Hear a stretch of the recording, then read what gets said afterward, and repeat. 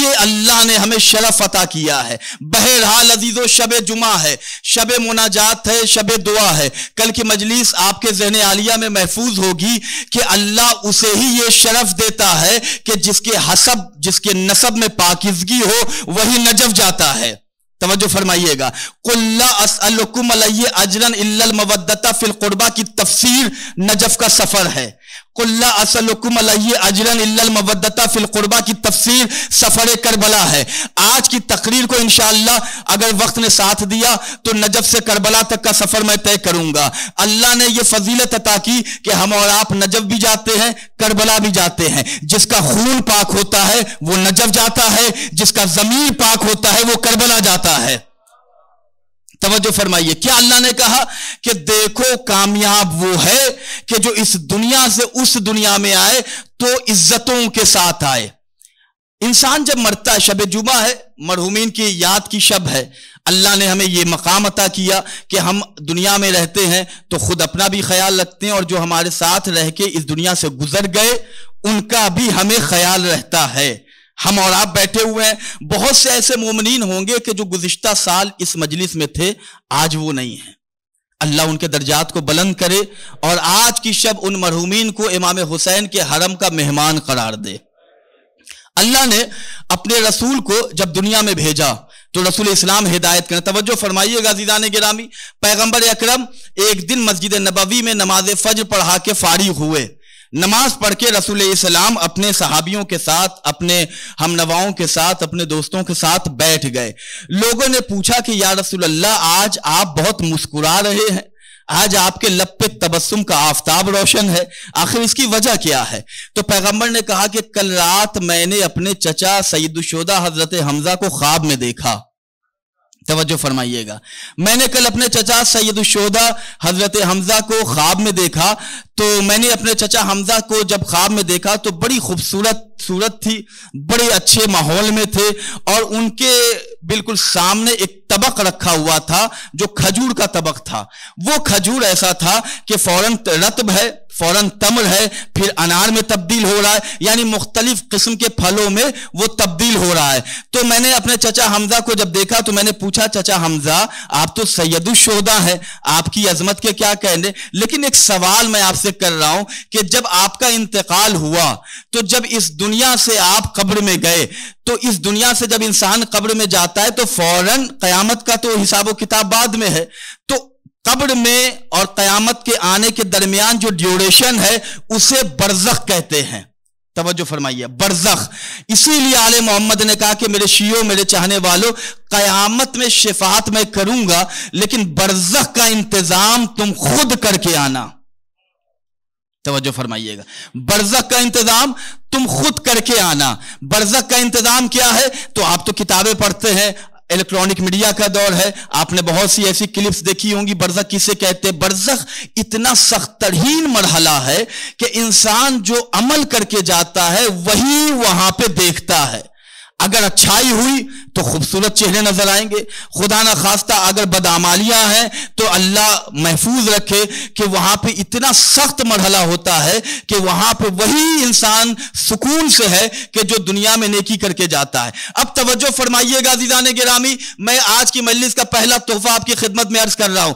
رسول اسلام نے پوچھا چچا سید الشہداء حضرت حمزہ جب آپ کا انتقال ہوا تو آپ کو تو بہت سی چیزوں کا ثواب ملا, لیکن یہ بتائیں کہ برزخ میں سب سے جلدی سب سے زیادہ ثواب آپ کو کن چیزوں کا ملا؟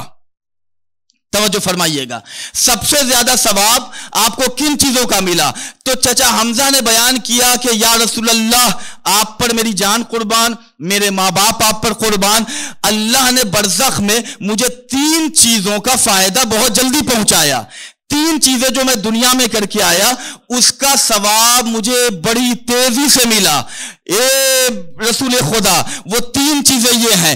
پہلی چیز جناب حمزہ نے بیان کیا کہ جس چیز کا ثواب مجھے قبر میں سب سے زیادہ سب سے پہلے ملا وہ چیز ہے پانی پلانا کسی پیاسے کو.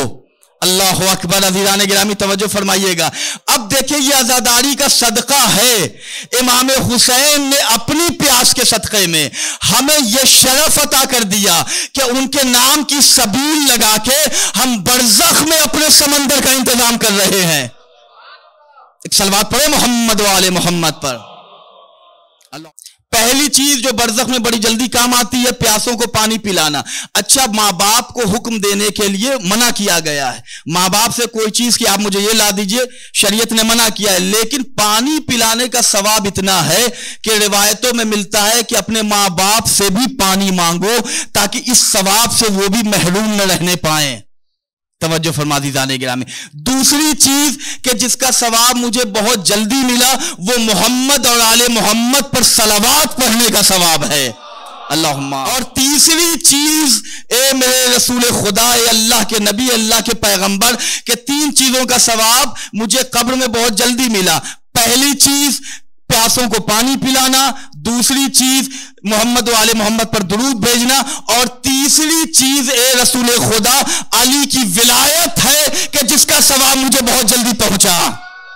3 چیزوں کا ثواب بہت جلدی پہنچا. ایک پیاسوں کو پانی پلانا.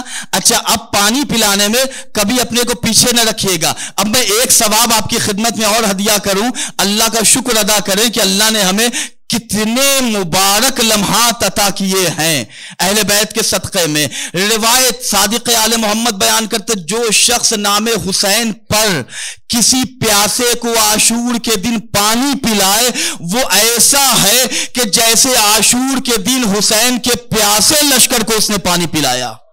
اللہ اکبر. یہ اللہ نے ہمیں شرف عطا کیا ہے.